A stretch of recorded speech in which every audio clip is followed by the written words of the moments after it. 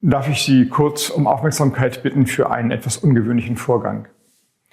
Ich rechne damit, dass heute im Laufe des Tages, also wenige Tage vor der Bundestagswahl, Vorwürfe gegen meine Doktorarbeit, die ich vor 25 Jahren in Hamburg geschrieben habe, veröffentlicht werden.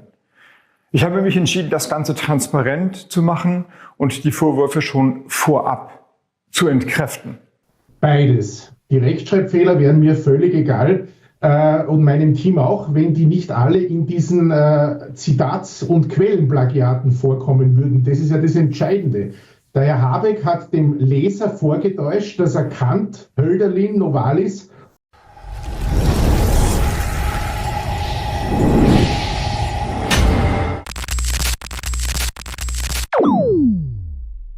Hey Leute, was für eine Blamage. Robert Habeck wollte mit einem Video die Plagiatsvorwürfe gegen seine Doktorarbeit entschärfen. Doch der Plagiatsjäger zerlegt ihn gnadenlos. Habeck schwindelt. Peinlich. Zitate geklaut. Das sind nicht meine Worte, sondern die knallharte Analyse eines Experten. Und als wäre das nicht genug, sagt er kurz vor dem TV-Duell mit Alice Weidel einfach ab. Warum? Weil er nichts zu bieten hat. Schaut euch das an. Es ist Wahnsinn, was hier abgeht. Lasst ein Like da, abonniert den Kanal und haut eure Meinung in die Kommentare. Auf geht's! Annette Schawan, Silvana Koch-Merin oder Theodor zu Guttenberg, sie alle haben etwas gemeinsam. Ihre Doktorarbeiten entpuppten sich im Nachhinein als Plagiate. Wenig später scheiterten ihre politischen Karrieren an der eigenen Schummelei. Und jetzt könnte es Robert Habeck ähnlich ergehen. Ein bekannter Plagiatsjäger hat die Doktorarbeit des grünen Kanzlerkandidaten ausgegraben und darin offenbar etliche Ungereimtheiten festgestellt. Noch vor der Veröffentlichung des Resultats ging Habeck selbst in die Offensive. Er bestreitet jegliches wissenschaftliche Fehlverhalten. Gerrit Sebald berichtet. Hat Habeck abgeschrieben. Auf seiner Fraktionssitzung versucht der Wirtschaftsminister, gute Miene zu machen. Doch es ist ein Vorwurf zur Unzeit, der kurz vorher bekannt wird, mitten im Wahlkampf. Der bekannte Plagiatsjäger Stefan Weber hat die Doktorarbeit von Robert Habeck untersucht. Noch vor der offiziellen Veröffentlichung bekommt Habeck Wind von der Sache, will auf X in die Offensive gehen. Sehr geehrte Damen und Herren, darf ich Sie kurz um Aufmerksamkeit bitten für einen etwas ungewöhnlichen Vorgang. Ich rechne damit, dass heute im Laufe des Tages, also wenige Tage vor der Bundestagswahl, Vorwürfe gegen meine Doktorarbeit, die ich vor 25 Jahren in Hamburg geschrieben habe, veröffentlicht werden. Ich habe mich entschieden, das Ganze transparent zu machen und die Vorwürfe schon vorab zu entkräften. Noch bevor die Vorwürfe konkret erhoben werden, will Habeck sie also widerlegen. Es gehe nur um Ungenauigkeiten in den Fußnoten. Die Uni Hamburg hätte die Doktorarbeit bereits geprüft, aber kein grob fahrlässiges Fehlverhalten festgestellt. Doch das sei nur die halbe Wahrheit, kontert Weber umgehend, ebenfalls auf X. Herr Habeck, Sie schwindeln. Es geht nicht um Ungenauigkeiten in den Fußnoten. Sie haben methodisch eine Quellenarbeit simuliert, die nicht stattgefunden hat. Wir konnten das mit dem zitationsbasierten Ansatz nachweisen. Und Sie haben sehr wohl auch Textfragmente plagiiert. Und tatsächlich, es läuft noch eine weitere Prüfung bei der Uni Hamburg, die noch nicht abgeschlossen sei. Die Vorwürfe also heikel für Habeck mitten im Wahlkampf. Irgendwie bleibt immer was hängen bei sowas. Insofern ist das keine schöne Sache, aber er hat gut gekontert. Dieser Konter als Flucht nach vorne also. Vielleicht auch, weil Erinnerungen wach werden an den Wahlkampf 2021. Dort hatte ebenfalls Plagiatsjäger Stefan Weber Annalena Baerbock in ernste Bedrängnis gebracht. Über 100 Plagiatsfragmente fand er in ihrem Buch. Damals war sie Kanzlerkandidatin der Grünen. Und jetzt ist er zugeschaltet, Stefan Weber, der Plagiatsjäger, der die Doktorarbeit von Robert Habeck ausgewertet hat. Wir grüßen Sie, Herr Weber. Schönen guten Abend. Was haben Sie denn jetzt konkret herausgefunden? Sind es überwiegend Bagatellen wie Rechtschreibfehler oder hat Herr Habeck tatsächlich abgeschrieben oder bewusst falsch zitiert? Beides. Die Rechtschreibfehler wären mir völlig egal. Und meinem Team auch, wenn die nicht alle in diesen Zitats- und Quellenplagiaten vorkommen würden. Das ist ja das Entscheidende. Der Herr Habeck hat dem Leser vorgetäuscht, dass er Kant, Hölderlin, Novalis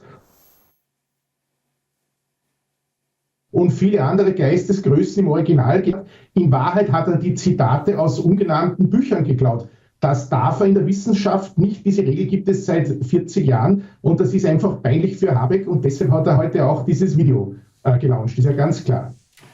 Herr Habeck bestreitet die Vorwürfe. Er sagt, die Ombudsstelle der Uni Hamburg habe die Vorwürfe entkräftet und bestätigt, dass kein wissenschaftliches Fehlverhalten vorliege. Reden wir hier also über den Sturm im Wasserglas? Nein, das ist ein abgekartetes Spiel und das ist eine Inszenierung, die Sie hier erwähnen.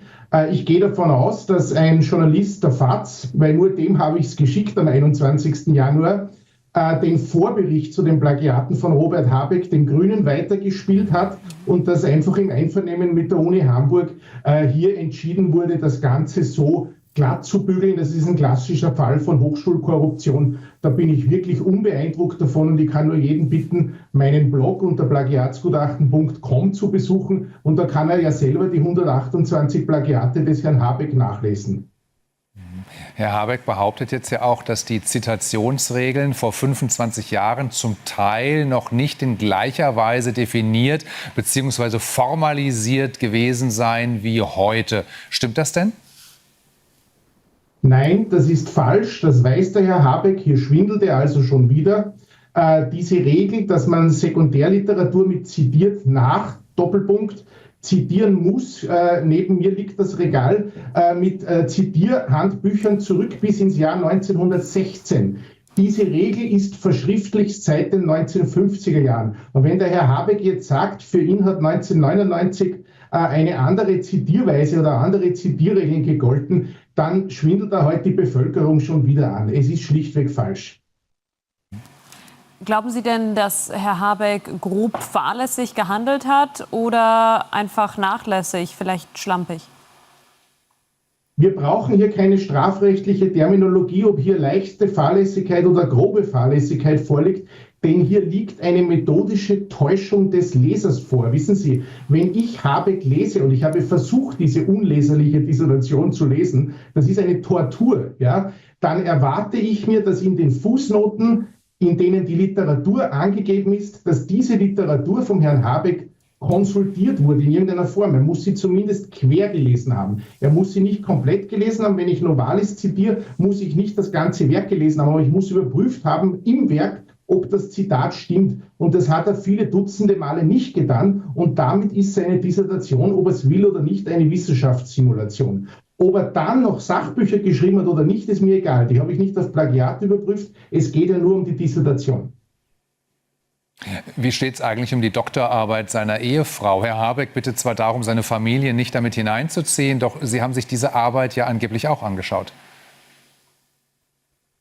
Ganz ehrlich gesagt, das ist noch viel schlimmer, denn da handelt es sich nicht mehr um Quellen- und Zitatsplagiate, sondern um Fließtextplagiate und das ist die schlimmste Kategorie von Plagiat. Ich sage Ihnen ehrlich, ich war maßlos enttäuscht von der mangelnden Qualität der Doktorarbeit der Frau Balluch, die ja Schriftstellerin wurde. Sagen Sie mir, Sie können es ja wieder in meinem Blog nachlesen, jeder Ihrer ZuhörerInnen, ich gendere jetzt mal, ja, aus Gaudi, kann das nachlesen. Das ist Wahnsinn, dass die Frau Balluch selbst in ihrem eigenen Resümee den Niklas Luhmann abschreibt. Sowas tut mir richtig weh, sage ich Ihnen ganz offen. Ja. Das ist eine Peinlichkeit und für mich hat der Herr Habeck und haben die Frau Balluch den Nimbus des Intellektuellen verloren. Und genau aus dem Grund, weil meine Enthüllungen so entlarven sind, werden sie von der Mainstream-Presse heute totgeschwiegen. Ja? Das muss man auch einmal klar sagen. Da zähle ich jetzt nicht die Welt dazu, sonst würde ich nicht hier sitzen. Stefan Weber, herzlichen Dank für das Gespräch. Gerne. Schöne Grüße. Es ist eine absolute Frechheit, was Robert Habeck hier abzieht. Kurz vor dem geplanten Duell gegen Alice Weidel macht er einen Rückzieher. Was sagt uns das? Ganz einfach, er hat nichts zu bieten. Wer überzeugt ist von seinen Argumenten, stellt sich der Debatte. Doch Habeck kneift. Feige ist noch untertrieben. Dazu kommt noch der Plagiatsvorwurf. Erst groß ankündigen, dass alles transparent aufgeklärt wird und dann in einem Video versuchen, die Sache herunterzuspielen. Aber auf X wird ihm direkt widersprochen. Die Leute lassen sich nicht mehr veräppeln. Wer so handelt, hat etwas zu verbergen. Und genau das ist der Punkt. Habeck zeigt mit seinen eigenen Aktionen, wer er wirklich ist. Die Menschen müssen endlich aufwachen und erkennen, was das für ein Typ ist. Der kann nix. Keine Argumente, keine Glaubwürdigkeit, aber immer schön versuchen, sich aus der Verantwortung zu stehlen. Was denkt ihr dazu? Schreibt es in die Kommentare. Liken, abonnieren und teilen nicht vergessen. Wir sehen uns im nächsten Video. Bis dann.